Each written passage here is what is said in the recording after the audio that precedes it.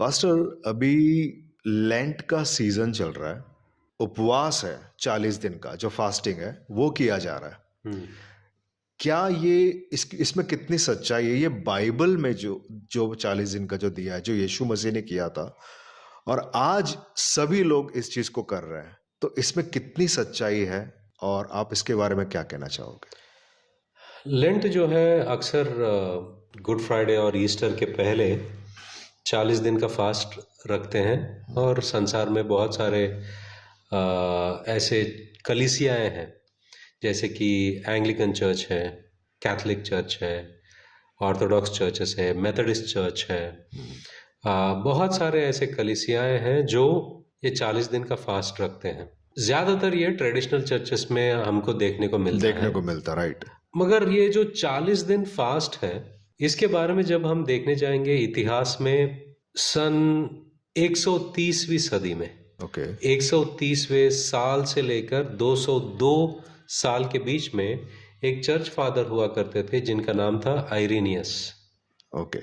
आइरेनियस ने एक खत में उन्होंने दूसरे एक फादर को लिखा कि लेंट के कितने दिन होना चाहिए, फास्टिंग वगैरह वगैरह। तो शुरुआत में ये जो लेंट था, मतलब ये जो फास्टिंग था, ये उन लोगों को दिया गया था जो बपतिस्मा लेने से पहले उनको ये, मतलब बपतिस्मा जो है उनको ईस्टर और ईस्टर के वक्त, गुड फ्राइडे के वक्त, ये वक्त पर उनको बपतिस्मा दिया जाता था। तो बपतिस्मा देने से पहले इनको ये 40 दिन का फास्ट रखने के लिए उनसे कहा जाता था, ताकि वो अपने खुद को परखे और परमेश्वर के पास आए, अपने गुनाहों को कबूल करे और वो प्रार्थना में बिताए, अपने आप को तैयार रखे बपतिस्मा के लिए। शुरुआत इसकी ऐसी हुई थी कि जब नाइसीन क्रीड हुआ था 325वें सदी में, उसके बाद में थोड़े ही दिन में सब ये जो ट्रेडिशनल चर्चेस है उन पर लागू किया गया था कि इर्रेस्पेक्टिव ऑफ, चाहे वो बपतिस्मा लेने वाले हो या विश्वासी लोग हो, सबको फास्टिंग रखने के लिए उनको आदेश दिया गया था। और तब से ये जो प्रथा है, ट्रेडिशन है, वो जारी है और लोग फास्टिंग करते हैं। 40 दिन क्यों? 40 दिन क्यों? क्योंकि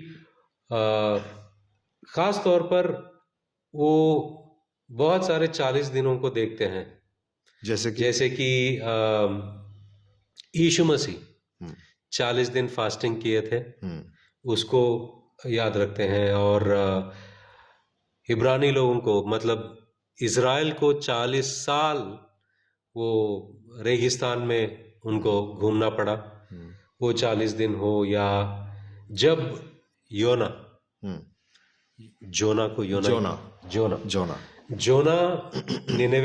निनेवे जाते हैं, निनेवे में जब प्रचार करते हैं, उनको 40 दिन दिया गया था ताकि वो उपवास रखे और अपने गुनाहों से पश्चाताप करे।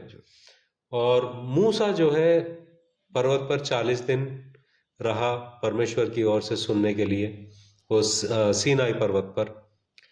एलिया जो है 40 दिन दिन रात चला ये होरेब पर्वत पर जाने के लिए। तो 40 दिन 40 रात परमेश्वर जो बारिश को बरसाया नूह के वक्त पे, राइट। ये सब 40 दिन 40 साल, इसको ध्यान में रखते हुए ये 40 दिन का उपवास रखते हैं। खास तौर पर यीशु मसीह 40 दिन किए, तो हम भी 40 दिन करते हैं। जब हम बाइबल में देखते हैं, बाइबल में कहीं पर भी कलीसिया को ये आदेश नहीं दिया गया था कि आप 40 दिन का उपवास रखो, राइट। आप कोई भी प्रेरित को ये कहते हुए नहीं देखोगे कि कोई कलीसिया को ये कह रहे हैं कि अभी भाई ईस्टर आने वाला है और गुड फ्राइडे आने वाला है, तो आपको 40 दिन का फास्ट रखना है। कोई भी प्रेरित ने किसी भी कलीसिया को 40 दिन का फास्ट रखने की आदेश नहीं दिया, ना तो यीशु मसीह ने दिया। क्या हम फास्टिंग रख सकते हैं? हाँ, रख सकते हैं। मगर क्या वो ये 40 दिन ही होना चाहिए? जरूरी नहीं है। ओके। क्योंकि यीशु मसीह ने कहा कि जब आप उपवास रखोगे, उन्होंने ये नहीं कहा कि अगर आप उपवास रखोगे। वचन में कहा है कि मत्ती रचित सुसमाचार अध्याय 6 16 17 और 18 जब हम पढ़ते हैं, 16 17 और 18 जब हम पढ़ते हैं, वहां पर लिखा है जब तुम उपवास करो। यीशु मसीह ने ये नहीं कहा कि अगर तुम उपवास करो। यीशु मसीह कहते हैं कि जब तुम उपवास करो। मतलब उपवास सबको करना है, मगर जरूरी नहीं 40 दिन। और जरूरी नहीं कि ये ईस्टर के पहले ही होना है। जब तुम उपवास करो तो कपटियों के समान तुम्हारे मुंह पर उदासी ना छाई रहे, क्योंकि वे अपना मुंह बनाए रहते हैं ताकि लोग उन्हें उपवासी जाने।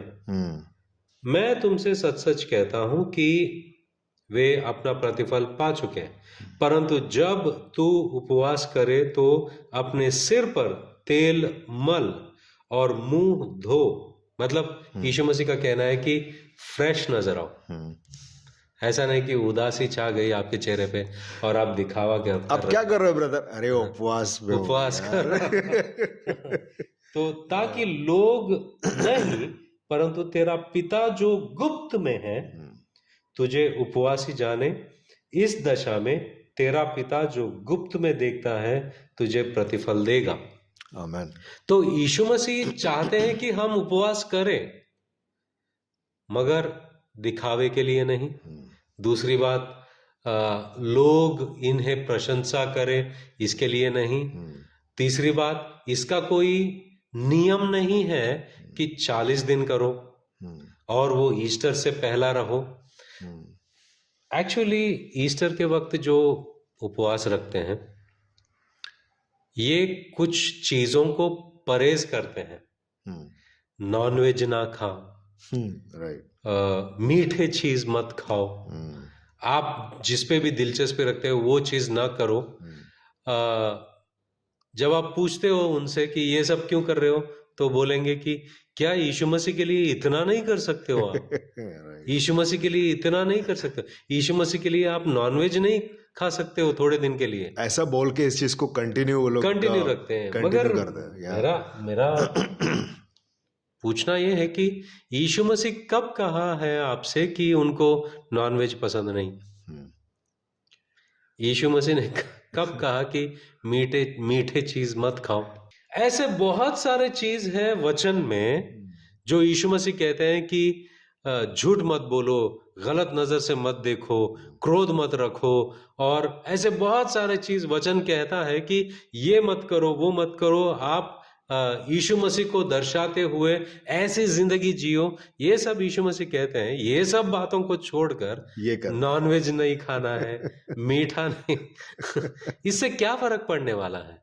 हाँ, फर्क तब पड़ेगा जब आप यीशु मसीह ने कहा है कि माफ करो, आपके दुश्मनों को माफ करो, सबसे प्यार रखो, किसी से बैर ना रखो, राइट, और नम्रता से लोगों से बात करो, और आपका स्वभाव जो है उसको बदलो। ये सारे बातों से जब आप मसीह की तरह बनने लगोगे, मसीह को फर्क पड़ेगा। राइट, नॉनवेज खाओ नहीं खाओ इससे कुछ फर्क नहीं पड़ेगा। राइट, यीशु मसीह को तो कुछ फर्क पड़ने वाला नहीं। और एक बात क्या है कि यीशु मसीह जो है आपके डाइट चेंज के लिए नहीं देख रहे।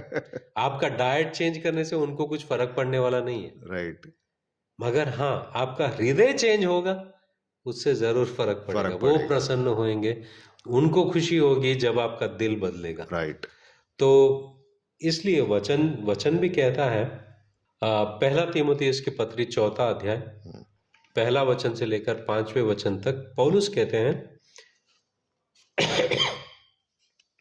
परंतु आत्मा स्पष्टता से कहता है कि आने वाले समयों में कितने लोग भरमाने वाली आत्माओं और दुष्ट आत्माओं की शिक्षाओं पर मन लगाकर विश्वास से बहक जाएंगे। यह उन झूठे मनुष्यों के कपट के कारण होगा जिनका विवेक मानो जलते हुए लोहे से दागा गया है, जो विवाह करने से रोकेंगे और भोजन की कुछ वस्तुओं से परे रहने की आज्ञा देंगे, जिन्हें परमेश्वर ने इसलिए सृजा कि विश्वासी और सत्य के पहचानने वाले उन्हें धन्यवाद के साथ खाए, क्योंकि परमेश्वर की सृजी हुई हर एक वस्तु अच्छी है और कोई वस्तु अस्वीकार करने के योग्य नहीं, पर यह कि धन्यवाद के साथ खाई जाए, क्योंकि परमेश्वर के वचन और प्रार्थना के द्वारा शुद्ध हो जाती है। मगर मतलब यहां पर पौलुस कहता है कि अंत के दिनों में बहुत लोग आएंगे और ये लोग कहेंगे कि आप ये मत खाओ, वो मत खाओ, परहेज करो, शादी मत करो, ऐसे अन्य सारे चीजों को लेकर आएंगे। मगर ये सब सारे चीज जो है असली चीज से आपको दूर हटाती है। असली चीज क्या है? दिल में क्रोध, दिल में जो गंदगी भरी हुई है, उन सारे चीजों के ऊपर ध्यान हटाते हुए वो नॉनवेज मत खाओ, स्वीट मत खाओ, ये मत खाओ, वो मत खाओ। शैतान जो है जब ये सब चीज कलीसिया में लाएगा, इसका परहेज करो, उसका परहेज करो, जो भी बात दिल से परे होकर बाहरी चीजों पर ध्यान आपको लगाता है, वो आपको, शैतान आपको उन बातों में व्यस्त रखता है ताकि आप असली बातों पर ध्यान मत दो। दिल पे, आपके सोच विचार पर, आपके चाल चलन पर, इस पे आप ध्यान नहीं दे रहे हो। अच्छा, मैंने यीशु मसीह के लिए नॉनवेज नहीं खाया, तो क्या यीशु मसीह पे आप मेहरबानी कर रहे हो? हाँ, यीशु मसीह के लिए मैंने स्वीट नहीं खाया, इससे यीशु मसीह को कुछ फर्क पड़ने वाला नहीं, कुछ फर्क नहीं पड़ता, राइट। दूसरी बात क्या है कि कुछ लोगों को मानसिक तौर पर यह लगने लगेगा कि ये 30-40 दिन जो है मैंने यीशु मसीह के लिए कुछ किया है। उनको मानसिक तौर पर यह लगने लगा कि मैं अपने आप को शुद्ध किया हूं, मतलब पूरे साल भर में जो गुनाह की है उसका जो प्रायश्चित है ये 40 दिन फास्टिंग में है। ऐसी जिंदगी यीशु मसीह पसंद नहीं करता है, क्योंकि यीशु मसीह ये चाहता है कि हम अपने आप को पूरे साल भर उनके लिए समर्पण करें, राइट। पूरी जिंदगी उनके लिए जिए, उन चीजों से परहेज रखें जो उसे भाता नहीं, राइट, जो परमेश्वर को भाता नहीं, उन चीजों से हम परे रहे, उन चीजों से परहेज रखें, और परमेश्वर को जो भाता है उन चीजों पर हम दिल रखें। ये असली फास्टिंग है, राइट। क्योंकि यीशु मसीह कहते हैं वचन में, जैसे कि हमने अभी 1 तीमुथियुस की पत्री पढ़ी है, 4 अध्याय 1 वचन से लेकर 5वें वचन तक। यशायाह नबी भी यही बात कहते हैं। यशायाह नबी के 58 के वचन 6 और 7 हम पढ़ सकते हैं वो वचन को। जिस उपवास से मैं प्रसन्न होता हूं वह क्या यह नहीं कि अन्यायी से बनाए हुए दासों और अंधेर सहने वालों का जुआ तोड़कर उनको छुड़ा लेना और सब जुओं को टुकड़े टुकड़े कर देना? क्या वह यह नहीं कि अपनी रोटी भूखों को बांट देना, अनाथ और मारे मारे फिरते हुओं को अपने घर ले आना, किसी को नंगा देखकर वस्त्र पहनाना और अपने जाति भाइयों से अपने को ना छिपाना? तो यहां पर यह कहता है कि वचन 6 में, जिस उपवास से मैं प्रसन्न होता हूं, यीशु मसीह परमेश्वर ये कहते हैं कि भूखों को खाना खिलाना, जो कपड़े नहीं उन्हें कपड़े देना, राइट। ये एक उपवास के नाई परमेश्वर बताते हैं। वो ना होकर उपवास वो है जो आप रूम में जाकर दरवाजे बंद करते हो, सिर्फ परमेश्वर और आपके बीच में ये उपवास होता है। उपवास के बहुत सारे फायदे हैं, मगर इस तरह का उपवास नहीं। राइट। किस तरह का कि मैंने नॉनवेज नहीं खाया। मेरा एक दोस्त है, वो जब भी उपवास रखता है, एक बड़ा माजा बॉटल जो है वो रखता है और पूरा दिन सिप करता है, और पूछता हूं मैं, क्या कर रहा है तू? मैं उपवास हूं, तो कुछ नहीं खा रहा हूं, और वो माजा पी रहा है। उपवास जिस तरह से बाइबल में समझाया गया है वो ये है कि आप खाने पीने से परहेज रहो, दूर रहो। चाहे तो आप पानी पी सकते हो, मगर वो सारा वक्त जो है प्रार्थना में और वचनों में और परमेश्वर के साथ में आप बिता रहे हो। राइट। इस तरह का उपवास को उपवास कहा गया है। राइट। डाइट चेंज को उपवास नहीं कहते हैं कि आप नॉनवेज नहीं खा रहे हो, मीठे चीज नहीं खा रहे हो, इसको उपवास नहीं कहते हैं। उपवास मतलब आप खाना नहीं खा रहे हो, वेज हो या नॉन वेज हो, मगर वो वक्त परमेश्वर को दे रहे हो, परमेश्वर के साथ में बिता रहे हो।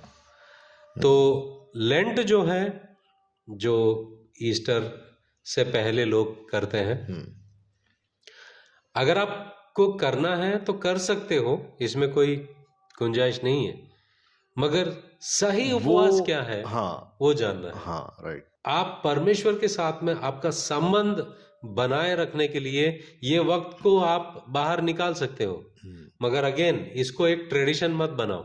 राइट। इसको एक कानून मत बनाओ। राइट। इसको एक शासन मत बनाओ कलीसिया के लिए। आपको रहना है, उपवास करना है, मगर जो लेंट की प्रथा है, ट्रेडिशन है, उसको फॉलो नहीं करो, उसको फॉलो मत करो। राइट। क्योंकि उसकी बुनियाद जो है सही नहीं है। तो बेसिकली आपके बोलने का मतलब ये है कि अगर कोई अगर 40 दिन का उपवास अगर करता भी है तो वो इस रीति से नहीं, परंतु वो इस रीति से कर सकता है। वचनों के आधार पर और जरूरी नहीं है कि that you have to quit this, आप और ये नहीं खाना, वो नहीं खाना, इसका परहेज, ये सब चीजें लागू नहीं होती है। ओके।